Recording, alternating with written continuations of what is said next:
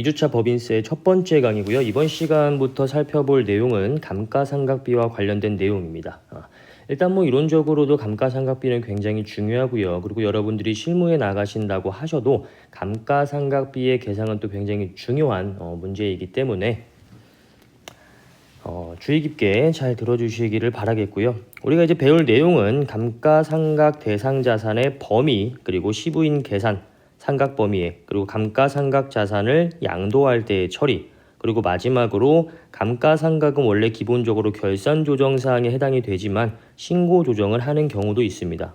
그 경우에 대해서 마지막으로 이제 정리를 하게 될 거고요. 오늘 이제 가장 먼저 보게 될 내용은 감가상각 자산의 범위입니다. 내가 이제 자산을 취득을 했을 때 어떠한 자산을 감가상각을 할 것이고 어떠한 자산은 감가상각을 하지 않을 것이냐를 결정을 해야겠죠.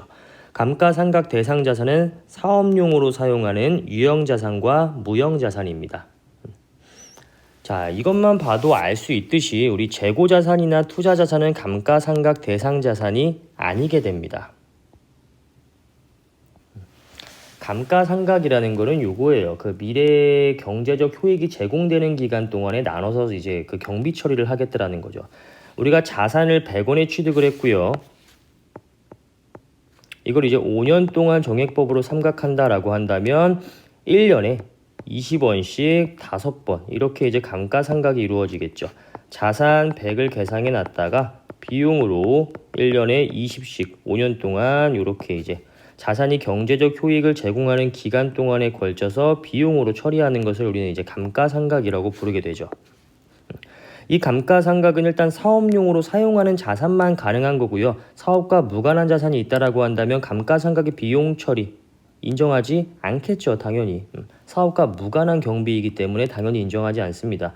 그리고 재고자산 같은 경우에는 우리가 재고자산은 미래 경제적 효익이 제공되는 기간 동안의 상각이라는 걸 할 수가 없어요. 왜냐하면 재고자산은 이렇게 오랜 기간 동안 내가 가지고 있을 목적으로 매입한 자산이 아니기 때문에, 그렇죠?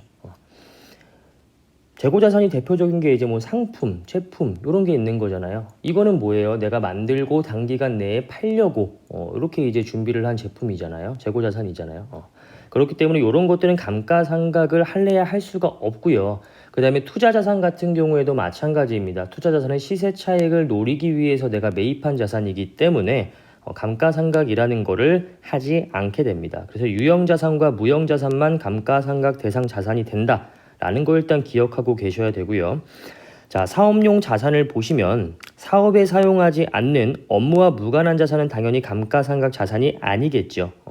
자산 처리를 한 이후에 미래 경제적 효익이 제공되는 기간 동안에 걸쳐서 비용 처리를 하겠다라는 건데, 요거는 업무와 무관한 자산은 이렇게 비용이 발생된다고 하더라도 업무 무관 비용이 되기 때문에 당연히 송금으로 인정될 수가 없습니다. 감가상각 자체를 허용하지 않겠다라는 것이죠.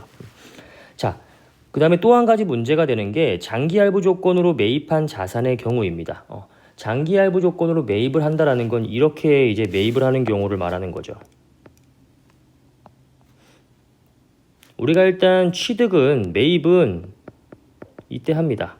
그리고 이거를 원래는 취득할 때 이 취득가액 전액을 납입을 하고 이 자산을 매입을 해와야 되는데, 그렇지 않고 이런 식으로 이제 이게 X1년, X2년, X3년이라고 한다면 이 자산의 전체 취득가액이 100이라고 한다면 300이라고 한다면 이런 식으로 납입을 한 다음에 이렇게 이제 취득을 한 이후에 이렇게 이제 납입을 하게 되는 이러한 형태를 이제 장기할부 조건의 매입이라고 이야기를 하죠. 자, 이랬을 때에는 그러면 내가 실제로 돈을 지출한 시점마다 감가상각을 뭐 별도로 적용해야 되느냐, 아니면 취득했을 때에 이 전체 3년치의 취득가액 전액을 한 번에 이때 취득했다고 보아서 300을 X1년 초에 취득한 것으로 가정한 다음에 감가상각을 해야 되는 것이냐가 문제가 될 수 있겠죠. 정답은 요때 X1년 초에 300이라는 자산을 취득했다라고 보고 감가상각을 하게 됩니다. 자산가액 전액을 자산으로 계상을 하고요. 이걸 이제 사업용으로 사용을 하는 경우에는 대금 청산이 아직 안 되었는지 여부 상관없고요. 소유권 이전됐는지 여부 관계없고요. 감가상각 자산에 포함을 하게 됩니다. 그래서 이 자산 같은 경우에는 X1년 초에 300에 취득했다라고 보고 그에 대한 내용 연수와 상각 방법을 정해서 감가상각을 진행을 하시면 됩니다. 이런 건 신경 쓸 필요가 없다라는 거죠. 이 금액 전액을 끌고 와서 300에 취득했다. 이런 식으로 이제 판단한다라는 개념이고요. 자, 유형자산과 무형자산을 보시면 일단 유형자산은 뭐 건물, 구축물, 차량, 공구, 기구, 비품, 선박, 항공기, 기계, 그리고 뭐 동식물 등이 될 거고요. 무형자산은 개발비, 영업권, 광업권, 특허권, 사용수익, 기부자산 이런 것들이 이제 해당이 되겠죠. 아까 처음에 말씀드렸다시피 재고자산과 투자자산 같은 경우는 감가상각을 행하지 않고 있고요. 자, 그럼 우리 무형자산 중에서 개발비 그리고 사용수익 기부자산에 대해서 한번 살펴보도록 하겠습니다. 일단 우리 개발비와 비교되는 개념이 이제 연구비예요. 일단 연구비는 장부의 비용으로 계상을 하고요. 세법상으로도 이렇게 지급하는 시점에 송금으로 인정을 합니다. 개발비는요, 우리가 두 가지 중에 한 가지를 선택할 수 있다라고 생각하시면 돼요. 개발비를 만약에 내가 무형자산으로 계상을 하겠다. 물론 요거는 이제 기업 회계 기준 상에는 어떤 그 조건이 있는 거 아시죠? 뭐 이러이러한 경우에는 자산으로 계상을 하고 이러이러한 경우에는 비용으로 계상을 한다. 그거에 따라서 계상이 달라지게 될 거예요. 만약에 장부에 무형자산으로 계상이 되었다라고 한다면 세법도 무형자산으로서 인정을 하고 있고요. 장부에 비용 처리를 했다라고 한다면 세법도 송금으로 인정을 하고 있습니다. 따라서 뭐 별도의 세무조정 같은 거는 이루어지지가 않겠죠. 개발비와 연구비의 차이는 개발비는 무형자산이 가능하지만 연구비는 자산 처리를 할 수가 없고 송금으로 처리를 해야 된다. 이 정도로 이제 비교하는 개념에서 이해를 해두시면 될 것 같아요. 사용수익 기부자산 같은 경우에는 여러분들이 요거를 이제 이해를 하셔야 됩니다. 이거는 어떤 개념이냐 하면 일단 금전 외의 자산을 괄호 안에 있는 국가지자체 법정 지정기부금 단체인 법인에게 내가 기부를 하고요. 그 자산을 사용하거나 그 자산으로부터 수익을 얻은 경우에 해당 자산의 장부가액을 말하게 됩니다. 요거에 이렇게 법인이 이렇게 있고요. 국가를 한번 예를 들어 볼게요. 법인이 국가에 예를 들어 가지고 건물을 기부를 했다라고 해볼게요. 요게 이제 장부가액이 80이고 시가가 100이라고 한번 해볼까요? 이 건물을 기부를 합니다. 그리고 이렇게 기부를 했으면 원래 법인이 국가에게 기부했으면 이거 이제 국가 거니까 국가가 알아서 사용하면 되는 거잖아요. 근데 이렇게 기부를 하면서 조건을 단 거예요. 대신 내가 이 법인이 이 해당 건물을 10년 동안 사용하겠다. 이런 이제 조건을 달게 됩니다. 이게 사용수익 기부자산이라는 거예요. 이때 이 해당 법인의 입장에서는 어떻게 처리를 해야 되는 거냐 하면 차변의 사용수익 기부자산 이거 뭐예요? 무형자산 되겠죠. 얼마 줬고요. 이거 나중에 이야기할게요. 그 다음에 건물 없어졌으니까 얼마 줬고요. 자, 이때 이 금액을 시가로 적을 것이냐 아니면 장부가액으로 적을 것이냐가 문제가 되는데 이때는 시가가 아니라 장부가액으로 적게 됩니다. 그래서 사용수익 기부자산 80, 건물 80 이런 식으로 이제 처리를 하게 되는 거예요. 이게 이제 사용수익 기부자산이라는 거예요. 기부를 하고 내가 요거 너 국가한테 기부할 건데 대신에 내가 기부한 시점부터 10년 동안은 내가 사용을 할게. 10년이 지나면 국가 너가 이제 완전히 가져가. 이게 이제 사용수익 기부자산이라는 거예요. 그럼 나는 유형자산인 건물이 없어지면서 무형자산인 사용수익 기부자산이 발생되게 되는 거고요. 이것도 마찬가지로 감가상각을 하게 된다라는 것이죠. 장부가액 80이 있으니까 80을 취득가액으로 해서 해당 상각률과 상각 방법, 내용 연수 정해가지고 감가상각을 해주시면 됩니다. 주의하실 거는 뭐 이러한 경우에는 장부가액으로 일단 그 취득가액을 결정하게 된다. 요 정도로만 뭐 기억을 해두시면 될 것 같아요. 자, 그 다음에 세 번째로 보실 게 이제 영업권입니다. 우리 영업권은요, 여러분들 어떤 식으로 생각하면 되냐면 일종의 약간 그 프리미엄이라고 해야 되나? 어떤 매력이라고 해야 되나? 이런 식으로 생각하시면 됩니다. 영업권은 자, 여러분들 홍대에 그 한신포차라는 게 있잖아요.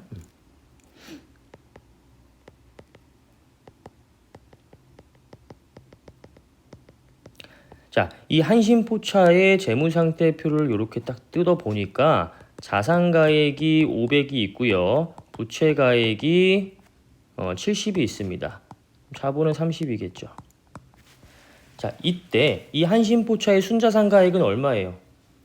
30이겠죠. 자산에서 부채를 500이라고 했죠. 500에서 70 빼니까 430이라고 해볼게요. 그럼 순자산가액은 얼마예요?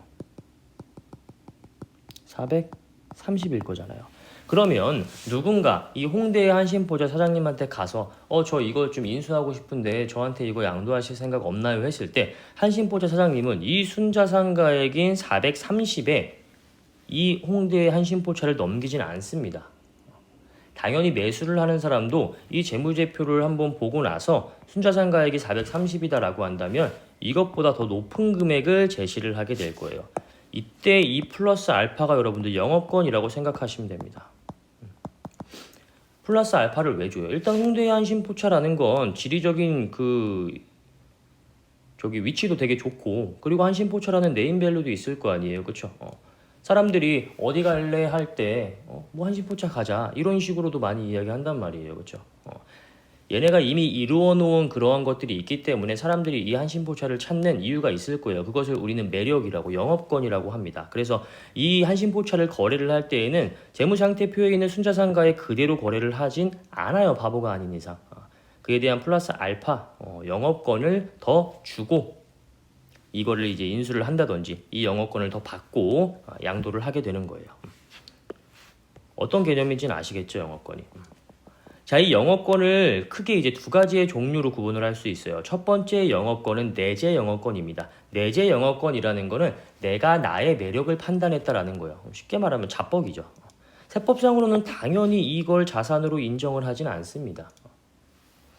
당연하죠. 내가 나의 뭔가 매력을 판단했을 때는 이거는 객관적이지 않을 수가 있잖아요. 제 3자가 개입했을 때 뭔가 이제 객관화되는 거고, 아니 내가 거울 보면서 잘생겼네 이렇다고 해서 내가 잘생긴 건 아니잖아요. 누군가 나한테 되게 잘생기셨네요 해야지 뭔가 객관적으로 잘생겼다라는 그 판단이 쓰게 되는 거잖아요, 그렇죠? 그런 식으로 생각하시면 됩니다.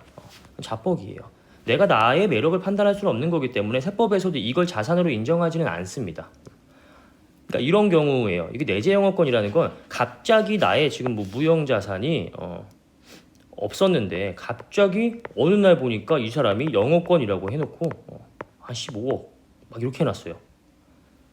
국가에서 이거 와가지고 딱 봤더니, 국세청에서 와서 봤더니 이거 영업권 15억은 어떻게 계상되어 있는 건가요?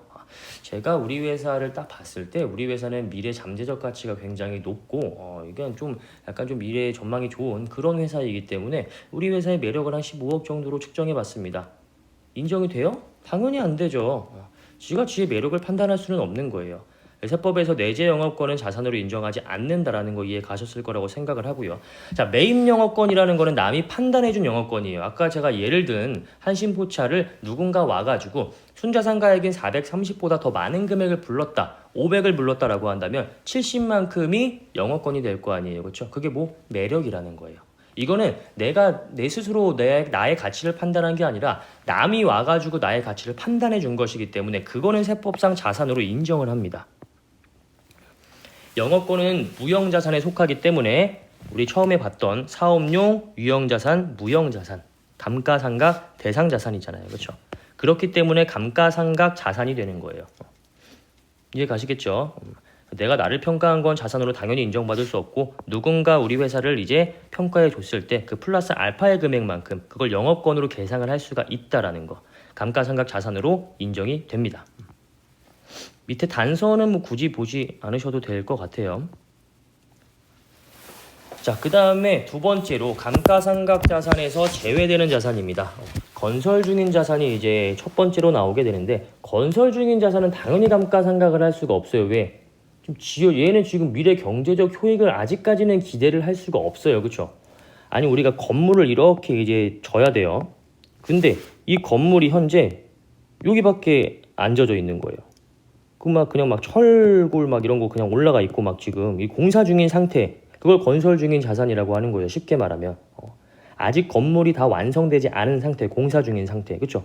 얘는 아직까지 뭔가 우리한테 미래 경제적 효익을 제공할 수는 없잖아요, 그렇죠? 감가상각을 시작할 수가 없는 거잖아요, 그렇죠?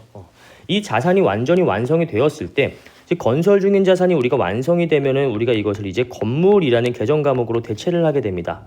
이렇게 건물이 되었을 때 그때부터 감가상각을 시작하시는 거예요. 아시겠죠? 그 다음에 두 번째, 감가상각 자산이라는 건 일반적으로 시간이 지남에 따라서 그 가치가 감소를 하게 돼요. 그렇죠? 여러분들 그런 얘기 많이 들어보셨잖아요. 이거 뭐 감가 많이 된 거예요? 아닌 거예요? 뭐 차량을 취득할 때에도 여러분들 나중에 지금 뭐 차량이 있으신 분도 있고 없으신 분도 있겠지만 나중에 차량을 취득할 때 요것도 많이 고려를 하세요. 이거 나중에 팔게 될 때 감가 심한 차량인가요? 아닌가요? 막 이런 것도 이제 딜러들한테 많이 물어보게 되거든요. 차량이라는 것도 시간이 지남에 따라서 그 가치가 감소를 해요. 그렇죠? 건물이라는 것도 마찬가지죠. 물론 건물은 시간이 지남에 따라서 그 가치가 뛰기는 해요. 근데 그거는 시가가 뛰는 거고 장부가액은 감소를 하게 됩니다. 건물을 딱 봤을 때 그 건물도 시간이 지남에 따라서 새 건물과 한 30년 된 건물은 당연히 그 외관부터가 달라질 거 아니에요. 그렇죠? 그렇기 때문에 건물도 가치가 감소하는 자산입니다. 그 건물에 대한 그 가격이 높아지는 거는 그 땅값이 높아져가지고 그 건물 가격도 자연스럽게 그냥 높아지는 거예요. 건물 그 자체의 어떤 그 건물 뭐라 그래 뭐 시멘트라고 해야 돼, 콘크리트라고 해야 돼, 그게 그 가치가 증가하는 건 아니에요. 알겠시겠죠? 건물은 그냥 건물만 딱 보고 판단을 하시는 거예요. 자, 그러면 시간의 경과함에 따라서 그 가치가 감소되지 않는 자산도 있느냐? 있죠. 대표적인 게 토지. 토지는 시간이 지남에 따라서 가치가 감소하지 않아요. 그냥 그대로 있어요. 그렇죠? 토지 우리가 뭐 건물을 지었다가 뭐 무너뜨렸다고 해가지고 뭐 토지가 감가상각이 돼요? 토지의 가치가 감소를 해요? 그런 거 아니잖아요. 그렇죠? 토지는 그냥 토지예요. 그냥 땅은 그냥 계속적으로 존재하는 거예요. 그렇죠? 토지는 감가상각 대상 자산이 아닙니다. 그리고 서화 골동품, 이거는 가지고 있으면 가지고 있을수록 오히려 가치가 증가를 하게 돼요. 그렇죠? 그림 작품 같은 거 이 작가가 나중에 돌아가셔가지고 사망을 하게 되면, 일반적으로 그런 예술 작품 같은 경우에는 작가가 이제 사망을 하게 되면 그 가치가 일반적으로 떠요. 왜냐면 그 작가의 작품을 더 이상 구매할 수가 없기 때문에, 희소성이 있는 작품이기 때문에 이런 것들도 가치가 감소되지 않기 때문에 감가상각을 하지를 않습니다. 대표적인 게 토지, 서화 골동품 생각하시면 될 것 같고요. 그 다음에 또 감가상각을 하지 않는 자산은 사업에 사용하지 않는 자산. 당연한 이야기죠. 우리가 가장 처음에 사업용 유무형 자산이라고 했잖아요. 그렇죠? 사업용, 사업으로 사용을 해야만 감가상각 자산이 됩니다. 자, 그러면 이런 경우도 있을 거예요. 사업에 계속적으로 사용을 하다가 한 몇 달 동안만 잠깐 일시적으로 사용하지 않는 자산도 있을 거예요. 그런 것들은 그냥 상각합니다. 그런 것까지 고려해가지고 감가상각을 진행하지는 않고요. 그거는 그냥 내가 예를 들어가지고 뭐 한 3년 동안 사용을 했다가 잠깐 동안 이 기계를 통해 가지고 만들어낸 어떤 뭐 제품이나 이런 것들이 뭐 잠깐 동안 사라질 수도 있고 그 제품을 일시적으로 안 만들 수도 있는 거잖아요. 그리고 그거를 잠깐 사용하지 않았다고 해가지고 그 기간을 감가상각 대상 기간으로 인정하지 않겠다, 이렇게 되면 실무적으로 이거 감가상각 못합니다. 굉장히 복잡해져요. 그래서 요거는 그냥 상각을 꾸준히 진행을 하는 거고요. 사용 중에 철거한 자산이다.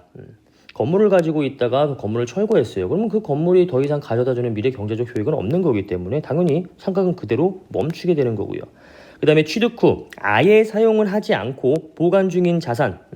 이 자산이 미래 경제적 효익을 제공하는 그 역할을 해야 되는데 그걸 아직 하지 못하고 있는 거잖아요. 상각하지 않습니다.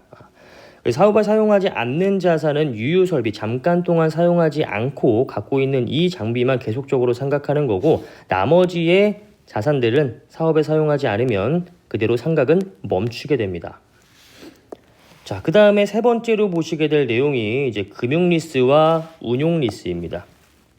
금융리스와 운용리스의 차이는, 금융리스의 경우에는 리스 이용자의 감가상각 자산이 되는 거고요. 운용리스 같은 경우에는 리스 제공자의 감가상각이 됩니다. 요거 여러분들 나중에 차량 취득하실 때 사업자라고 하신다면은 또 요거 한번 고민해 볼 필요가 있는 내용이에요. 이제 금융리스 같은 경우에는 내가 만약에 차량을 취득하잖아요. 그러면 이 차량을 나의 재무상태표에 차량 운반고라고 해서 기록을 합니다. 아무리 리스라고 해도 금융리스인 경우에는 나의 자산이 되는 거예요. 그래서 요거를 감가상각을 하게 됩니다. 이런 식으로 나의 재무상태표에.